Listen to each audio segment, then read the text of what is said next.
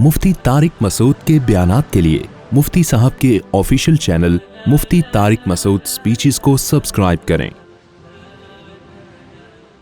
आपको पता है इससे पहले वाला जो रुकू था, उस रुकू में अल्लाह ताला ने बनी इसराइल का तज़किरा चल रहा था कि मूसा अलैहिस्सलातु वस्सलाम की जो कौम थी, उन्होंने बेहुदा मुतालबात की अल्लाह ताला से, हज़रत मूसा अलैहिस्सलाम से, भई अल्लाह को हमने देखना है। फिर वो बेहोश हो गए, इस बेहुदा मुतालबे पर दोबारा उनको ज़िंदगी मिली। फिर अल्लाह ने हज़रत मूसा से कहा कि आप ये किताब लें और जाएं अपनी कौम में और इस किताब को मजबूती से थाम लें, जो भी इस पर अमल करेगा मैं उसके लिए रहमत लिख दूंगा। और फिर अल्लाह हमारे नबी की तरफ आ गए कि ये काबिल रहमत वो लोग हैं जो ऐसे रसूल की इत्तिबा करते हैं, जो उम्मी रसूल हैं और जिनको वो तौरात और इंजील में उनका नाम देखा हुआ है इन्होंने कि मोहम्मद सल्लल्लाहु अलैहि वसल्लम, अहमद के नाम से आप सल्लल्लाहु अलैहि वसल्लम का नाम अहमद भी था, मोहम्मद भी था। तो लिखा हुआ पाते हैं तौरात और इंजील में कि मोहम्मद सल्लल्लाहु अलैहि वसल्लम आखिरी नबी हैं जो आएंगे, तो उसी नबी पर ये लोग ईमान लेकर आते हैं। जो नबी इन पर पाकीज़ा चीज़ों को हलाल करते हैं, खबाइस को हराम करते हैं। तो ये सारी सिफ़ात चल रही थी पैगंबर सल्लल्लाहु अलैहि वसल्लम की। फिर वो लोग जिन्होंने नबी की मदद की, नबी सल्लल्लाहु अलैहि वसल्लम को ताकत बख्शी, यही लोग कामयाब हैं। अब एक इश्काल हो सकता था कि मूसा अलैहिस्सलाम जैसे एक ख़ास कौम के नबी थे, बनी इसराइल के नबी थे, तो ऐसा तो नहीं है कि मोहम्मद सल्लल्लाहु अलैहि वसल्लम जिन पर ईमान लाने की तरगीबात दी जा रही हैं हज़रत मूसा के वाक़या के ज़िमन में, तो ऐसा तो नहीं है कि ये भी अरबों के साथ ख़ास हैं और अरब को ख़िताब किया जा रहा है और अर्ज़ हिजाज़ को ख़िताब किया जा रहा है। उसका जवाब अल्लाह ने दे दिया कि ना ना ना, ऐसा नहीं है। क़ुल, ए नबी आप कह दीजिए, या अय्युहन्नास, ए लोगो, इन्नी रसूलुल्लाही, मैं अल्लाह का भेजा हुआ कासिद हूँ, इलैकुम, तुम सब की तरफ। यानी इलैकुम का माना तुम्हारी तरफ, इसमें तमाम इंसान वैसे ही आ गए हैं, क्योंकि या अय्युहन्नासु के लफ्ज़ में या अय्युहल अरब नहीं है, या अहल हिजाज नहीं है, अहले हिजाज, बल्कि इसमें क्या है, ए लोगो। तो इसमें ताकीद की ज़रूरत ही नहीं थी।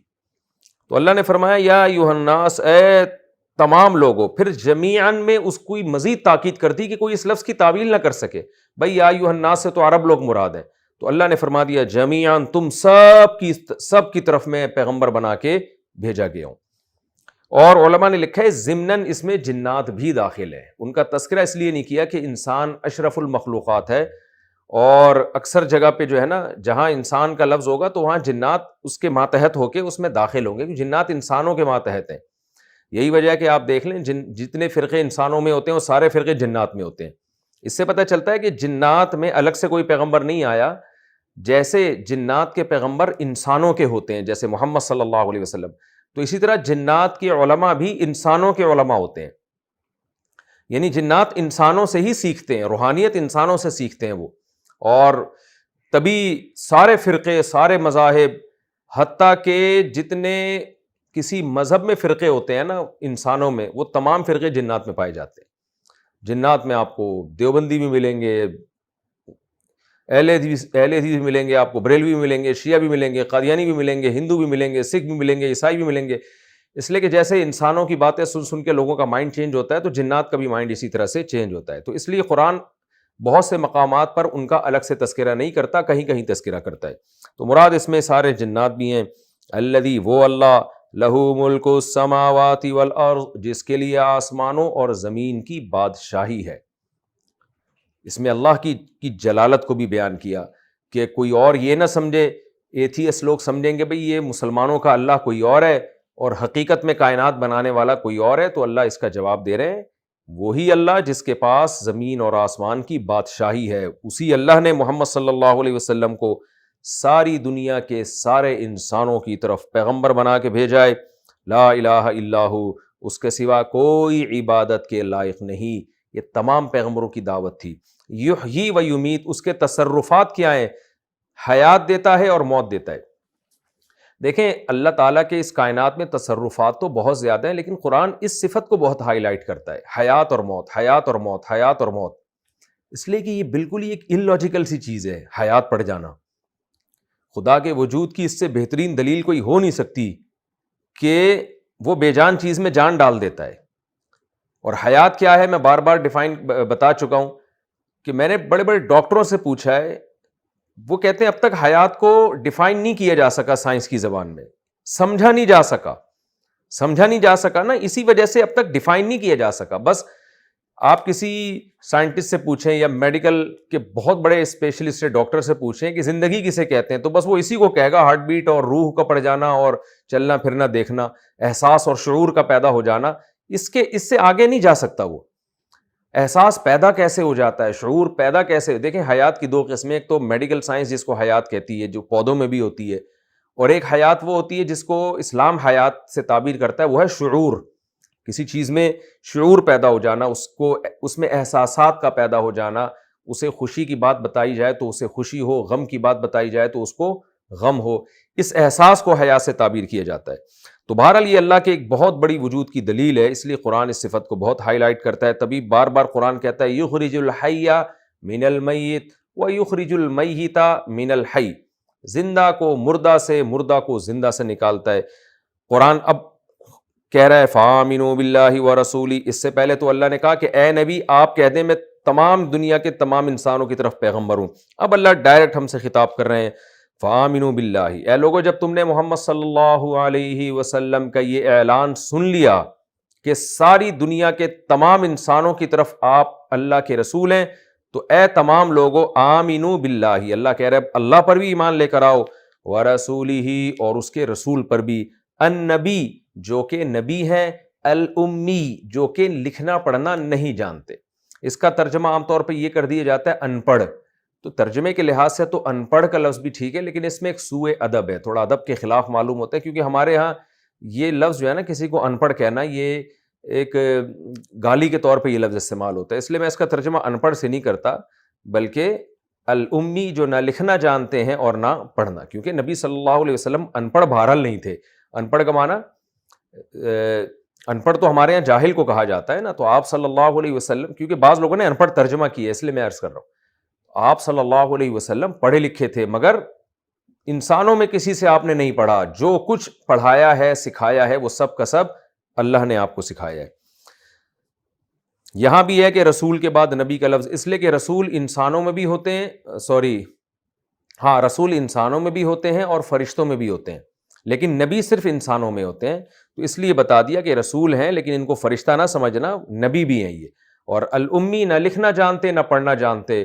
کمال کی بات ہے، نہ لکھنا جانتے نہ پڑھنا جانتے، اور گائیڈنس کے لیے بھیجا گیا تمام دنیا کے تمام انسانوں کی طرف، جن میں بڑے بڑے سائنٹسٹ، بڑے بڑے ڈاکٹر، بڑے بڑے انجینئر، بڑے بڑے پروفیسر، لیکچرار، کالم نگار، صحافی، یہ تمام پڑھے لکھے لوگ محتاج ہیں کہ محمد صلی اللہ علیہ وسلم سے سیکھیں یہ، کیونکہ آپ اللہ کا پیغام لے کر آئے ہیں. اور خود محمد صلی اللہ علیہ وسلم کی کیا حالت ہے؟ الامی، نہ لکھنا جانتے اور نہ پڑھنا جانتے. یہی آپ کا معجزہ ہے. آگے اللہ فرماتے ہیں الذی یؤمن باللہ، یہ پیغمبر خود بھی ایسے ہیں کہ اللہ پر ایمان لاتے ہیں، وکلماتہ اور اللہ کی باتوں پر ایمان لاتے ہیں. انہوں نے بھی اللہ کو دیکھا نہیں ہے، لیکن آپ بھی اللہ پر ایمان لے کر آئے ہیں اس وحی کی وجہ سے جو اللہ نے آپ صلی اللہ علیہ وسلم پر نازل کی ہے. یہ اس میں اس طرف اشارہ ہے کہ یہ پیغمبر خود بھی شریعت کے احکام کے مکلف ہیں. دیکھیں بعض دفعہ آپ کسی لیڈر کو اس لیے فالو نہیں کرتے، آپ یہ سمجھتے ہو کہ یہ ہمیں جن باتوں کا حکم دیتا ہے خود ان باتوں پر عمل نہیں کرتا. جیسے کہ آج کل کے بہت سارے لیڈرز کی حالت ہے، آپ کو بتاتے رہیں گے کرپشن مت کرو، خود کرپشن کر رہے ہوں گے. آپ کو کہیں گے جھوٹ مت بولو، خود جھوٹ بول رہے ہوں گے. آپ کو یہ کہیں گے وہ کہیں گے، خود وہ سارے کام کر رہے ہوں گے. تو یہ لیڈر ایسا لیڈر نہیں ہوتا کہ لوگ اس کو فالو کریں.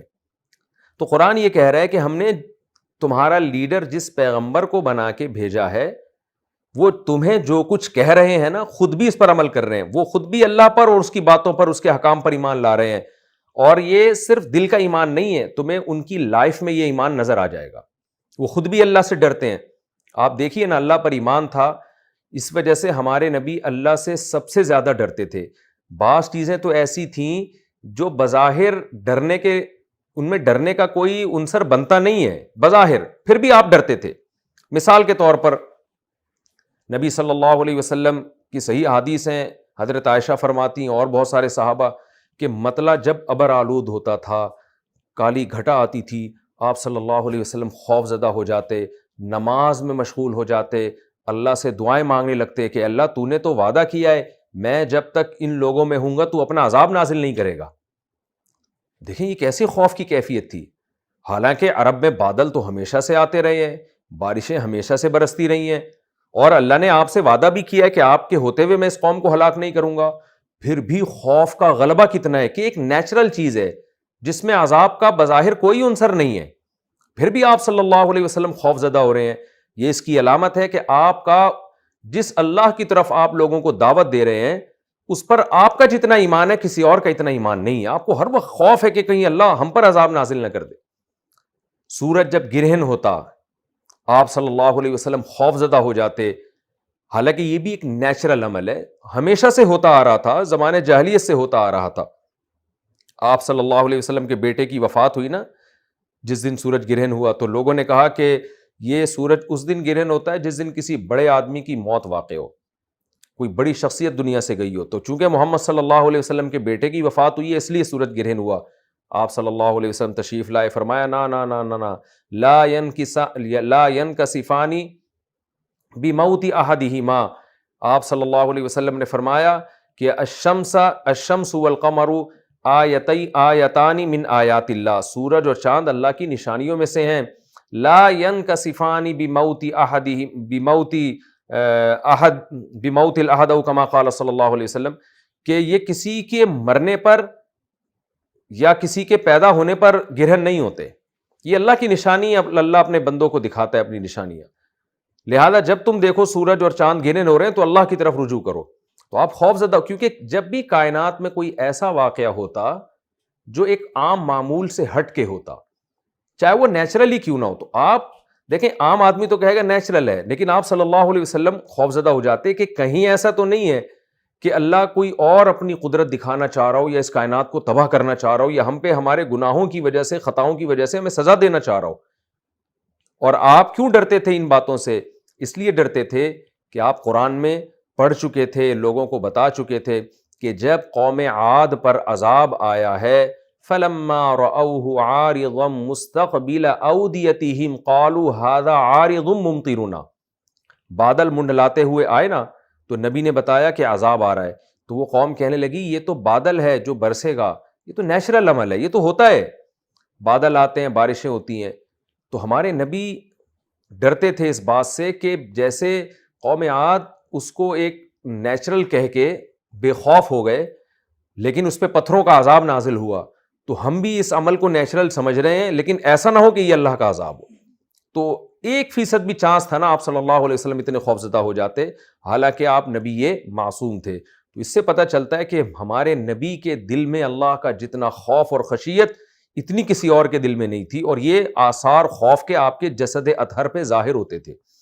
تو قرآن اسی صفت کو ہائی لائٹ کر رہا ہے، یؤمنو باللہ وکلماتہ، یہ نبی خود بھی اللہ پر اور اس کی باتوں پر ایمان رکھتے ہیں، خود بھی حلال و حرام سے بچتے ہیں، حرام سے بچتے ہیں اور حلال کی طرف جاتے ہیں، وہ پابندیاں جو دوسروں کے لیے ہیں ان کو خود زیادہ فالو کرتے ہیں۔ واتبعوہ، پس اے لوگو تم اس پیغمبر کو فالو کرو، لعلکم تہتدون، تاکہ تم بھی سیدھے راستے پہ چلو۔